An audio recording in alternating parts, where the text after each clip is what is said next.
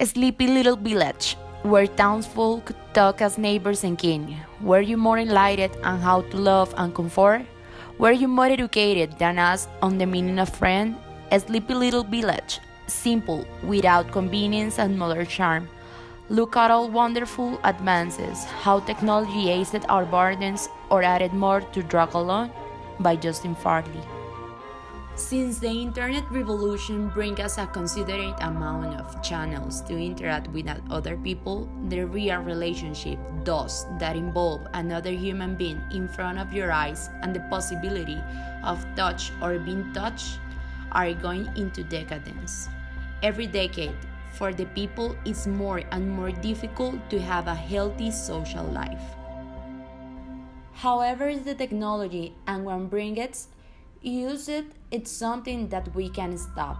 Something we can do, it's to learn how to use it for our benefit, to strengthen our virtues and social skills.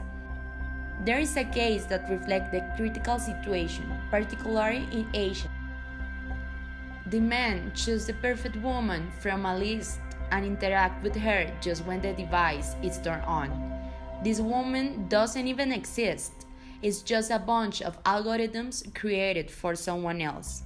The software is called Self. Another example is the movie Her. You're dating your computer? She's not just a computer. You always wanted to have a wife without the challenges of actually dealing with anything real. I'm glad that you found someone.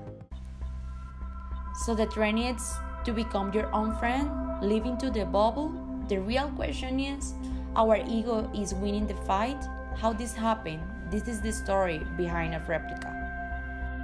Chose an utopic idea of this, but today it's not utopic at all.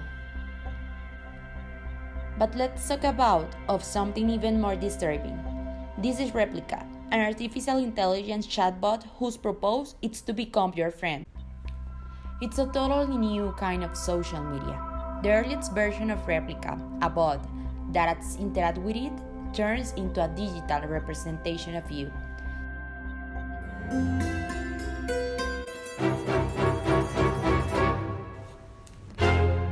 Replica is a radical idea, but in begin it's much more ordinary. Eugenia Cuira is the founder of a software company called Luca in San Francisco. They specialize in chatbot programs that use varying levels of artificial intelligence to talk to you. For years, Eugenia and a small team of engineers made these programs the same way that Google and Apple made them to be smart and useful.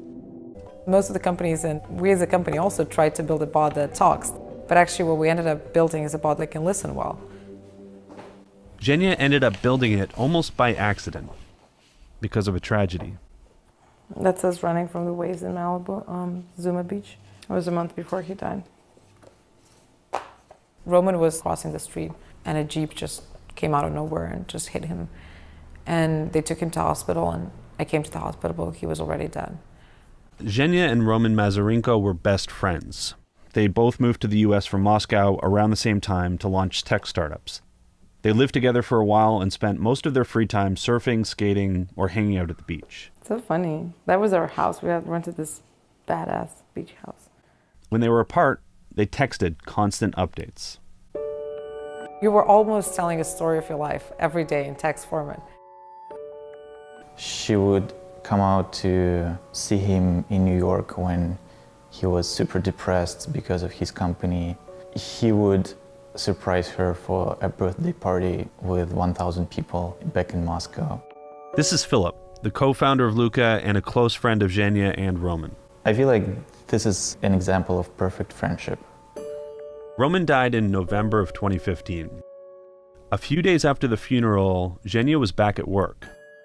A month went by, and she found herself struggling to remember him. I went on his Facebook page and there really just were a few links. I went on his Instagram page and there were no photos. The only thing I can do to kind of remember him is to go to our Messenger history and just scroll and read it all. And that was the closest to just, get to feel him.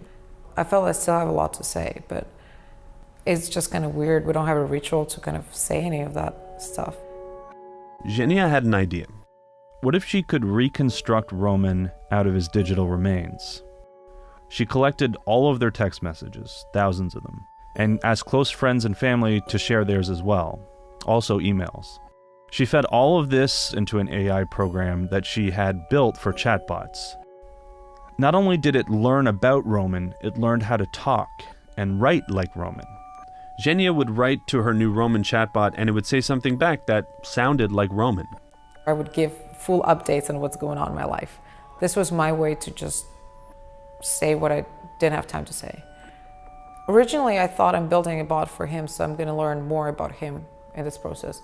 But eventually what happened is, I get to understand myself better. And I think that's what sort of happened with most of the people that interacted with it. This story is the perfect one to think over if social skills are being attacked by the technology development, and people are losing what machines don't have, what make us human beings.